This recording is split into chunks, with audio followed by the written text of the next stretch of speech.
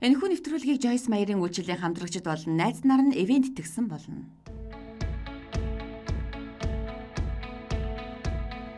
Миний бичсэн ном болох Итгэл найдвараар ирээдүгөө хар номонд миний заасан нэг зүйл бол бид өөрсдийн асуудлуудаа биш, ивэлүүдэд тоолсноор найдвараа өсгдөг.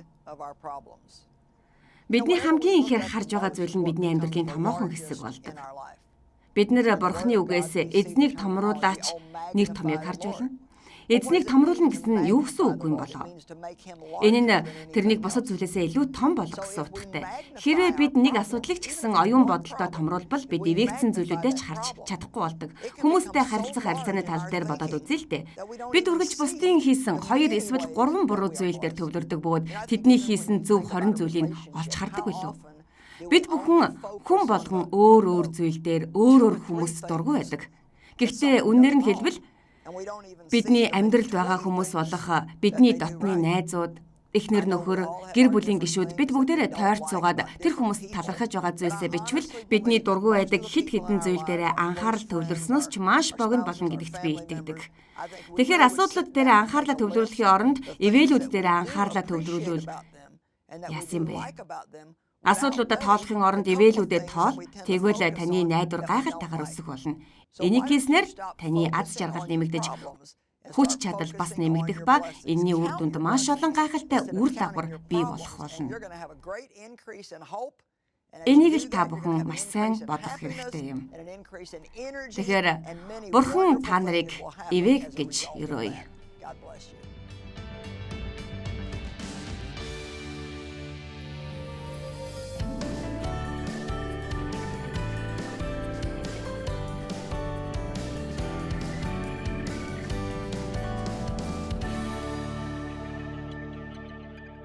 Библиэлд олон газарт Паул хүмүүсийг сэгсэрч байсан тухай гардаг ба тэдний итгэлийг сэгсэрч, сануулга болгож сэгсэрч, бас сануулгын тулд сэгсэрч байсан. Тэгэхээр бидний хувьд яах ёстой вэ? Бид өдөр бүр 5 минут гараад бодох цаг гаргавал бид эрүүл байх болно гэж боддог. Зүгээр л суугаад Бурхан танд юу хийж өгснийг бодоод үзэх хэрэгтэй. Зүгээр л хүүхэд чиг байж сандал дээрээ суугаад л Бурхан минь би үнэхээр их гайхаж байна. Гайхаж байна. Би олон газар руу явмаар байгаа боловч зүгээр байж чаддаггүй юм. Дэд хууль 8 дугаар бүлэг үнэхээр гайхалтай. Бурхан би та нарыг энэ цөлд 40 жил даруй болгохын тулд өдөртсөн миний тушаалуудыг дагах уугүй юу гэдгийг харж шалгаж батлахын тулд юм гэсэн. Тэгээд тэрээр чиний гутал хувцсан муудсангүй, хувцч хуужирсангүй, би чамд хаднаас ус гаргаж мааннагаар хооллож байсан. Ингэснээр би чамайг сүү болон балаар урссан газар авчрахын тулд юм. Харин тэнд хүрээд та нар намайг мартуул сануулахын тулд юм.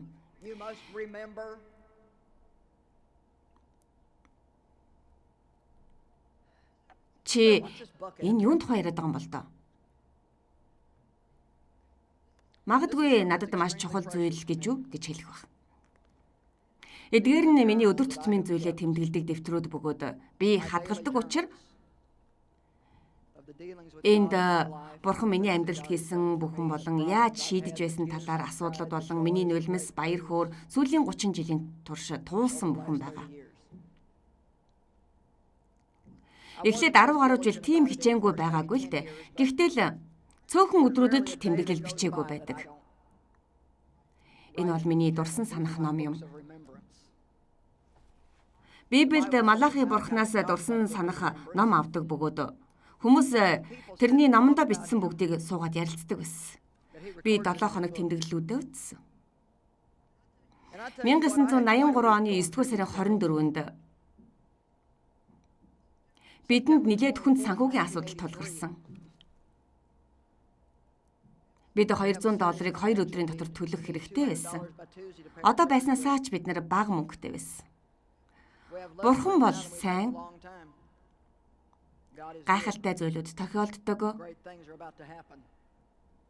Шуурганы дараа нам гүн болдог. Нар үүсийн цаагуур нуугддаг бөгөөд нар бол байсаар л байгаа. Эзнийг магтъя.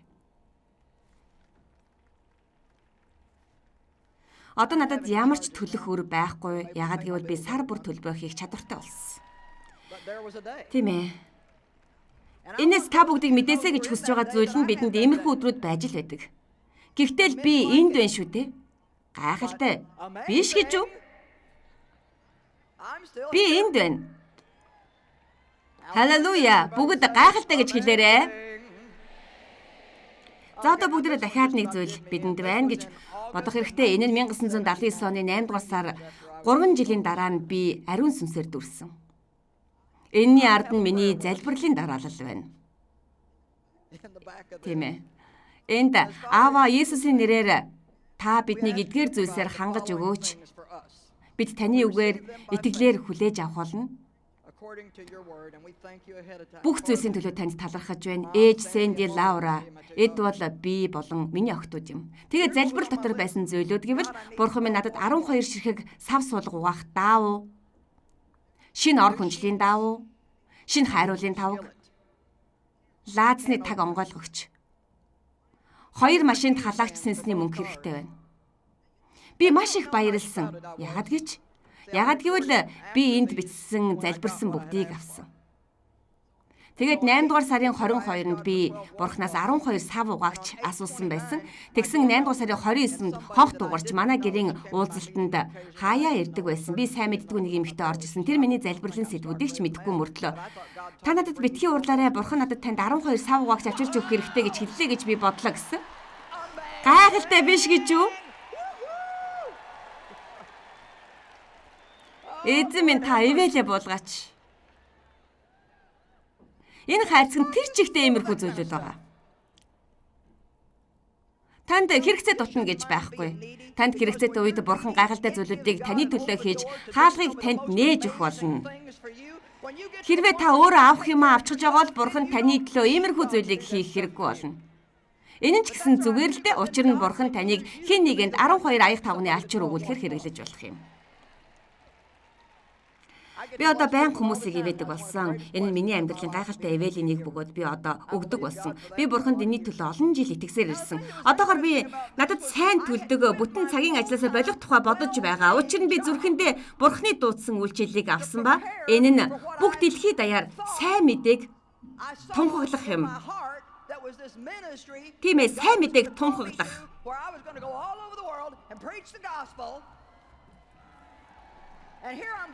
Тийм ээ, Бурхан миний хайрлын тавг болон угаагчийн төлөө байдаг гэдэгт би итгэдэг.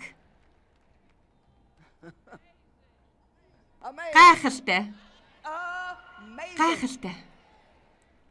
Гайхалтай 1989 оны 11 дугаар сарын 30-нд 2-7 хоногийн өмнө би биопсийн шинжилгээ өгтөл миний баруун хөхөнд хавдар байгааг олж мэдсэн. Энэ нь хорт хавдар болдог гэсэн. Энэ хавдар нь биед хурдан тархдаг учраас хөхөө авахуулах хэрэгтэй болсон л тоо. Тэгэд би эмнэлэгт очиж баруун хөхөө авахуулах хэрэгтэй болсон ба үнэхээр хэцүү 7 хоног байсан. Би тамийн муу сүнсээр довтлуулж айдас самууралд байсан ба хүчээ барж амтлах мэдрэмжээ алдаж байсан ч Бурханы үгэнд талархаж байсан. 1989 оны 11 сарын 29-ний өглөө 5 цагт надад байгаа бүх сөрөг мэдрэмжүүдээс Иесус намайг чөлөөлсөн бөгөөд би эмнэлэг явсан. Би тайван жаргалтай байсан. Би Иесусийн нэрээр явсан. Хорт хавдрын эсүүд тунгалгын булчирхайд битгий тархсан байгаасаа гэж бид залбирч итгэж байсан. Би сайн мэдээ сонсно гэж итгэж байсан бөгөөд тэд ямар ч хорт хавдрын эсүүд байхгүй, эмчилгээ хэрэггүй гэсэн. За тэгэхээр надад цаашдаа эмчилгээ хэрэггүй гэж энээс хойш 22 жил өнгөрч. Би одоо ч энд байж л байна. Гэхдээ би яаж айж байснаа сандаг. Энийг чухал гэдгийг би бодож байгаа болохоор танд уншиж өгөхийг хүсэж байна. Жаахан инээдтэй л дээ. Намайг мэдээ алдуулалтын тарианы дараа сэргээхдээ номлож байсан гэж тэд нар хэлсэн. Ажлынхаа тухай ярьж ирсэн. Нэг эмэгтэйд иш үзүүлсэн. Би энэ бол Бурханы бүтээсэн өдөр. Би эзний дотор баяртай байх болно гэж хэлсээр л байсан. Ингээд 2 хоногийн дараа би эмнэлгээс гарч гэртээ ирсэн. Би энэ талаар бичээгүй байл да. Гэхдээ би гэрлүүгээ харих замд зогсож дэлгүүр хийсэн. Надад тухгүй байсан. Би баруун гартай боловч баруун гараа хөдөлгөж болохгүй байсан. Үнэхээр хэцүү байсан. Хин нэг намайг хувцлаж үс самнаж байсан ба би засах хүрээнд орохдоо ч дотор өмдөөч татаж чадахгүй байсан. Гэхдээ би Бурханд маш их хайртай байсан. Би алдартай байсан цаг үеэсээ ч илүү Калварид байхдаа тэрнийг хайрлсан. Энэ хэцүү цагуудаа би бусад цаг үеэсээ ч илүү Бурхныг хайрлаж байсандаа итгэдэг. Би тэрний зовлонгийн үеүүдэд тэрнтэй нөхөрлөж баг боловч энэс нь би амссан.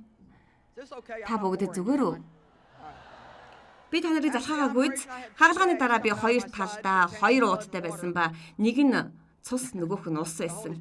Ариун сүнс надад Иесус загалмай дээр байхдаа хоёр хажуугаас нь ус болон цус гарч ирснийг сануулсан. Би энэ байдлаа шууд л өөх гэж байсан чи Бурхны үг гэж хүлээж авсан. Сонсогтун. Энэ хэн нэгэнд хэрэг болох байх. Миний нэг хүүхэд минь байхгүй болсон болохоор би эмгтээлэг байдал минь бага болох бах та гэж Бурхнаас асуусан. Тэгээд надад ариун сүнс ирж үгүй ээ. Чи одоо Христ дотор бүрэн бүтэн гэсэн.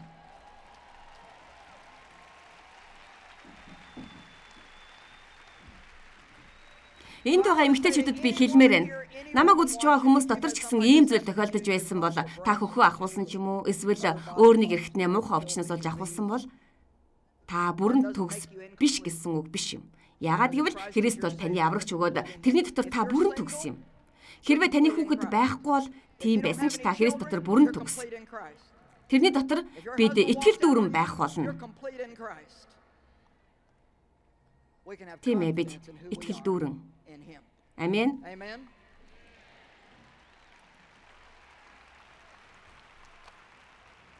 Анх удаа үгийг бичиж байн хамт суугаад л бичдэг байсан миний жижигхэн бичгийн машин тэнд байна. Миний цагаан өнгөрөөдөг хичээлээ бичдэг байсан машин үнэхээр хөөрхөн шүү. Миний анхны илчлэлт нь амар тайван амьдрах нь ямар чухал талаар байсан. Бид нэр энэ тухай ярих болно. Үнэхээр сонирхолтой. Бурхан намайг анх мацаг барьж байхад дуудсан талаар байгаа л да. Энэ 1982 оны 2 дугаар сард байсан юм. Би мацаг барьсан. 28 өдөр мацаг бариад би Бурханаас яаж хүмүүсийг хайрлахыг заагаач гэж гуйж байсан. Учир нь энэ тал дээр би муу байсан юм. Тэгэд би мацгаа зогсоох үедээ энийг бичсэн. Энэ бол Рик болон Донагийн төлөө. Рик өнөөдөр намайг дуудан надад ширээ авсан гэж хэлсэн ба Стив бид шинэ байранд хамт нэг өрөөнд орсон гэсэн. Би ингэн гэж бодоагүй байсан. Үнэхээр энэ ивэлээс. Тэгэд гайхалтай нь юу болсон бэ гэвэл тэр надад Бурхан тэрний зүрх сэтгэлд намайг томилоорой гэж хэлсэн. Би ч бас энэ нь Бурханы хүсэл гэж мэдэж байсан. Бурхан миний зүрх сэтгэл жинхэнэ хүсэл тэмүүлэл өгсөн ба хинт ч би хэлэлгүйгээ залбирч ирсэн. Хэдэн намайг томилогдсныг та мэдэх үү? Манай үйлчлэл христчин амьдралын төвд анх эхэлж байсан юм. Би эхлээд өөрийн гэртээ Библийн хичээл зааж эхэлсэн. Тэгээд тэдэнтэй уулзсан. Би тэдэнтэй босож намайг бүхнийг эхлүүлэхэд тусалсан болохоор тэдэнд би алга ташхыг хүсэж байна.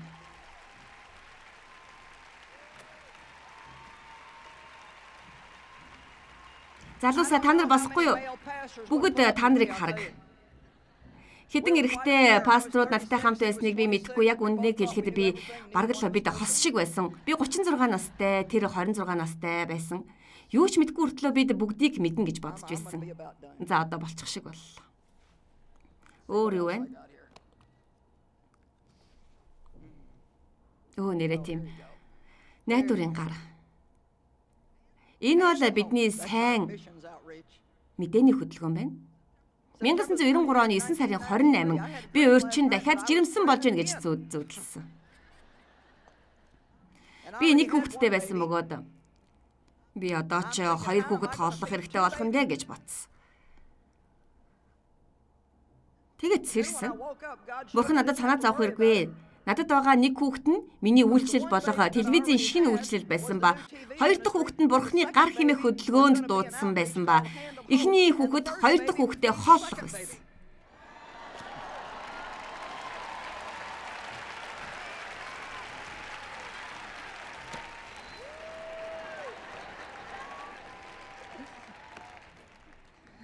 Жил бүр бид нэр үйлчлэлээс олсон орлогын хувьяас авдаг. Бид 27 сая орчмыг авч ядуусыг хооллох, өсөж байгаа нэгэнд туслах, сайн мэдээ тараах болон номонд зориулдаг. Тэгээд бидэнд 49 асрамжийн газар байдаг бөгөөд энэ бүхэнд би үнэхээр гайхалтай л гэж хэлмээр байна. Би та нарт гайхаж байгаагаа яаж хэлхээч мэдэхгүй байна. Би дэлхийд даяар хүмүүст туслах боломжтой болсон. Та магадгүй Joyce энэ бүхэн үнэхээр гайхалтай. Гэхдээ таны тухай л яриад байна. Би яах болж байна гэж бодож болох юм. Танд нэг зүйл хэлэх үү? Хэрвээ та өөрийнхөө амьдралыг бичвэл бүр нэг ч гэсэн хайруулын тавг болон алчуур танд өгсөн болон хэцүү байсан тухайга, хэрхэн үүд хаалга нээгдэж байсан тухай, гуйлтыг тань өгч байсныг, хэцүү өдрүүдийнхээ тухай бичсээрээвэл та наад байдлаасаа гарч дахин гайхах болно. Бурхан бидний төлөө хийсэн зүйлүүдийг мартдаг. Мартчихад тэгээд надад энэ ч хэрэгтэй, тэр ч хэрэгтэй. Бурхан миний амьдралд яагаад юу ч хийхгүй байна гэж боддог. Бурхан нүгэ бэ? Хэрвээ та үннийг мэдхийг хүсэж байгаа бол Бурхан таныг ямар ч болзолгүйгээр хайрладаг бөгөөд биднийг ойлгодог.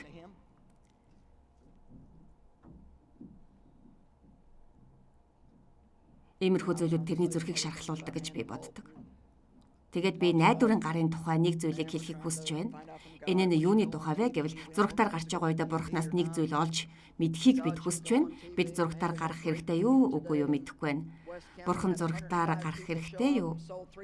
Өнөөдөр баруун нутгуудаар бид гайхалтай уулзалт хийж 105 хүн ирсэн ба $337 хурцыг зарсан. Гайхалтай! За дахиад цэгсрэх хэрэгтэй. Бурхан бидний суурьнд байрлаж эхлэх болно. Залуусаа та бүгд магадгүй тусгаарлагдсан юм шиг санагдах бүртээ сануулахын тулд энийг дахиад цэгсрэх хэрэгтэй гэдэг энэ үгийг гэртээ тавих хэрэгтэй байна. Бид нар ямар их эвэгцэн бэ гэж би танд хэлхийг хүсэж байна. Надад хэдхэн 7 хоногийн өмнө ажил дээр минь шууд ирсэн. Энэ нь миний дунд сургуулийн төгсөлтийн хонх байсан. Та магадгүй за юунс тийм сонирн байна гэж магадгүй юм. Магадгүй 50 жилийн өмнө би дунд сургуулиа төгссөн аав минь надад төгсөлтийн хонх худалдаж авч өгөөгүй бөгөөд надад онцгүй байсан ба би ичиж байсан. Ягаад гэвэл бүх хүүхдүүд биедээ төгсөлтийн хонхоо үзүүлж байсан бол харин надад тийм юм байгаагүй. Тэр надад төгсөлтийн зургуудыг ч тэр битгий хэлээ надад төгсөлтийн даашинс ч авч өгөөгүй. Харин тэгтэл 50 жилийн дараа энэ хонх над дээр ирсэн. Дээр нэр байгаагүй. Намайг ямар сургуульд явж байсныг яаж мэдсэн юм болоо? Тэд миний овог Паулийн тэгээд эцгийн минь нэрийг Бурхан хэн нэгний надад зориул төгсөлтийн хонхны талаар асуудалтай байсныг минь хэлж энэ бүгдийг олж мэдэж. Тэгсэн яасан гэж? Энэ хэн нэгэн биш. Бурхан надад юу ч хэлсэн гэж би чамайг 50 жилийн дараа боловч чиний амьдралыг шинчилмээр байна гэж хэлсэн.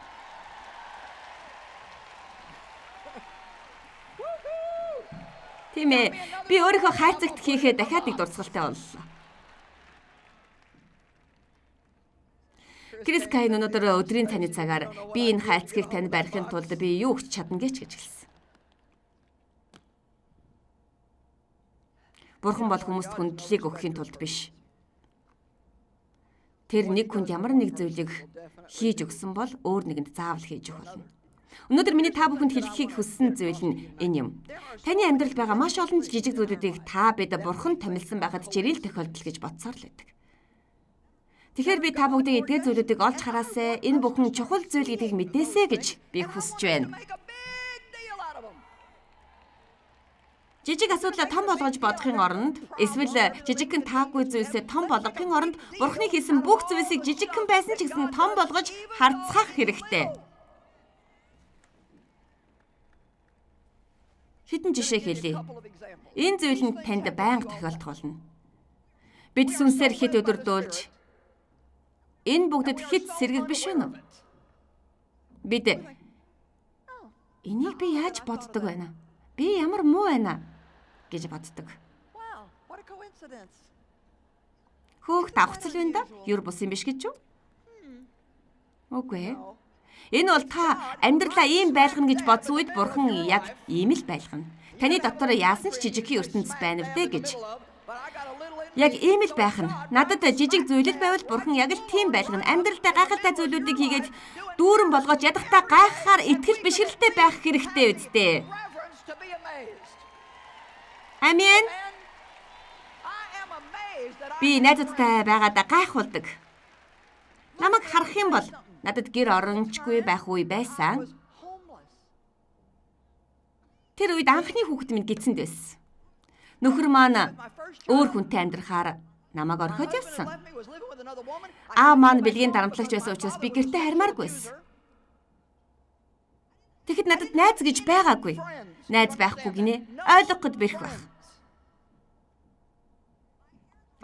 Миний үсийг засдаг үс чинь чи манад ирээд хүүхдээ төртөл манай ээж бит хоёртай хамт амьдарч болно шүү гэж хэлсэн. Яагаад гэхээр би ажлаа 9 сард болох хэрэгтэй болсон болохоор 4-7 хоногийн дараа төрөх байсан. Тэгээд төрсөн. Тэнд сууж байгаа тэр залуу миний том хүү. Би өөрийгөө халамжлаагүйгээс болоод хүүхдээ гаргаад өвдсөн. Би жирэмсэн байхдаа 500 г л нэмэгдсэн. Миний бие бүр тамирчсан. Хүүхдээ төрүүлсний дараа 9 шүд хорхоотой байсан. Би эмнэлгээс хүүхдээ аваад гарах үед миний бие халдвартай байсан учраас хатаг гарсан ба хаашаа явхаа ч мэдэхгүй байсан.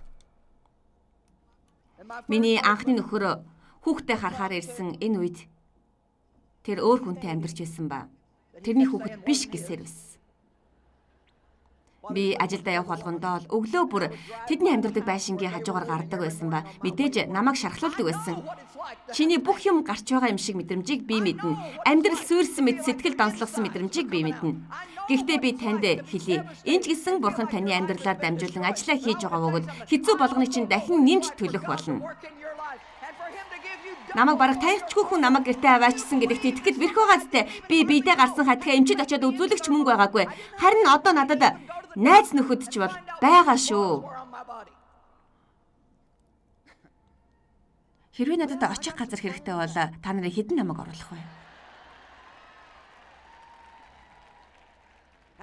Хэдэн намайг гэртээ оруулах бол? Гайхалтай.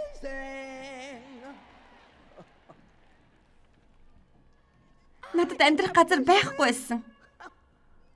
Дэвид, чи бид хоёр л би чамайг жижигхэн улаан хувцастай чинь аваад л явж байлаа.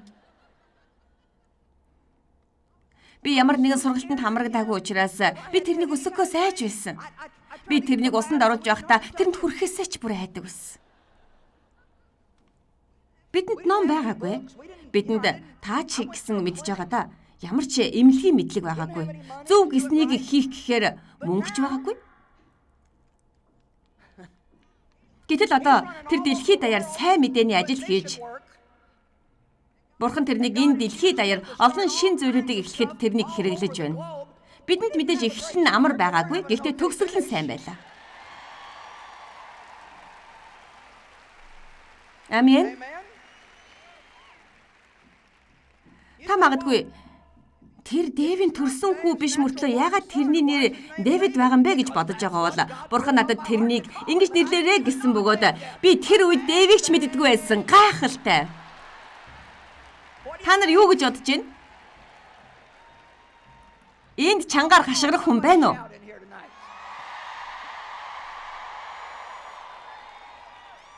Та нар дээр Бурхан байна гэдгийг л би хэлмээр байна. Тэр таны дотор байна, таны эргэн тойронд байна, таны дээр байна, яг дээр чинь. Тэр таны хойноос хөөж байна, таныг дагаж байна. Би дахиад нэг өдөр энийг хийж чадах нь гэхэд. Иесус минь, Иесус минь, Иесус минь, Иесус минь. Бид гайхах хэрэгтэй шүү. Еврей 1:3-т юу гэж бичсэнийг та нар мэдэх үү? Бурхан өөрийн агуу үгийн хүчээрээ дэлхийн ертөнцийг барьж байгаа, хадгалж байгаа, замчилж байгаа, хөдөлгөж байгаа. Бурхан хэлсэн учраас сар байх газараа байгаа. Тэнгэрээс одод бидний толгой дээр өнөө орой унахгүй ягаад гэвэл Бурхан өөрийн үгийн хүчээр барьж байгаа. Далай тэнгис элс болон өвсөн эргээсээ халихгүй. Учир нь Бурхан ийм байхыг тушаасан. Гайхалтай. Энэ мэтэр янз бүрийн хэмжүүрүүд хилээд баршгүй. Андын нуруунд бөөрөлцгөн шиг хэмжээтэй сарьсан баг бахаа байдаг. 10,000 гаруй зүйлийн шувууд байдаг. 900,000 төрлийн шавж энэ дэлхий дээр байдаг. Бид гიშгжил байдаг шүү дээ. 3,000 гаруй төрлийн могоо байдаг ба бидний ихэнх нь тэдэнд дургүй байдаг. Бидний бурхан үнэхээр гайхалтай. Энэ бүгд үнэхээр гайхалтай биш гэж үү? Хэрвээ та өнөөдөр шархалсан бол байдал сайжирна гэдэгт эргэлзэж байгаа бол би танд Биелийн над руу явуулсан энэ найдварын түүхийг уншиж өгөхийг хүсэж байна. Тэрээр саяхан 8 наснаас доош 5 охидын ээж болох 31 настай эхнэр хотоос гадагш дэлгүүрхэж яваад гинтийн сааталд орсон. Хүмүүсийн 9% нь иймэрхүү маягийн гинтийн сааталд орж гинт минутын дотор нас бардаг байна. Намайг эмнэлэгт очиход тэр комд байсан ба зарим зүйлүүдийг зохион байгуулсан. Номлогч ирж тэрэнд уншлаг хийж өгсөн ба тэрний эрхтнүүдийг хэвэнд нь хадгалахын тулд биеийн дулаан хадгалдаг газар тэрнийг байрлуулсан. Би заримдаа хүмүүс комд орсон ч хүмүүсийн ярьж байгааг сонсдог гэж сонссон учраас тэрнтэй ярьж эхэлсэн.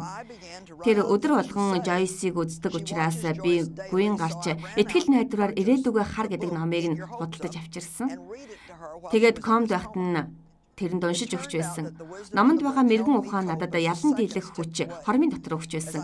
Намайг уншихаа болох үед бурхан орж ирсэн бөгөөд тэр хөлийнхөө хураг хөдөлгөж нүдэнэн миний муу бүхнийг хөөсөн.